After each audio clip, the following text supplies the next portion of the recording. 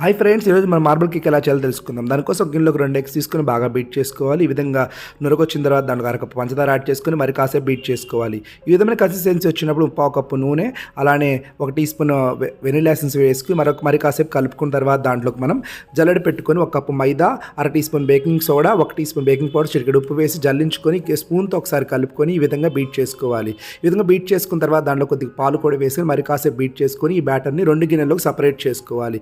ఆ తర్వాత మనం బేక్ చేసుకోవడం కోసం కొద్దిగా ఉప్పు స్టాండ్ పెట్టి ఆ గిన్నెని మీడియం ఫ్లేమ్లో 5 నిమిషాలు వేడి చేసుకోవాలి. ఆ తర్వాత ఒక గిన్నెలోకి 1.5 టేబుల్ స్పూన్ కోకో పౌడర్, కొద్దిగా పాలు కలిపి ఆ మిక్సర్ని సపరేట్ చేసి పెట్టుకుని ఒక బ్యాటర్లో కలుపుకొని పక్కన ఉంచుకోవాలి. ఆ తర్వాత బేక్ చేసుకునే గిన్నెకి ఆయిల్, తర్వాత మైదాతో డస్టింగ్ చేసుకుని కింద వైట్ బ్యాటర్ పైన చాక్లెట్ బ్యాటర్ వేసి ఒకసారి ట్యాప్ చేసుకొని ఈ విధంగా డిజైన్ ఇచ్చుకున్న తర్వాత మరొకసారి ట్యాప్ చేసుకొని ముందుగా వేడి చేసి పెట్టుకున్న గిన్నెలో ఈ బ్యాటర్ గిన్నె పెట్టి లో ఫ్లేమ్లో 30 మినిట్స్ ఉడికించుకొని తర్వాత చెక్ చేసుకొని చల్లగా అయిన తర్వాత డిమోల్డ్ చేసుకుని టేస్టీ కేక్ రెడీ.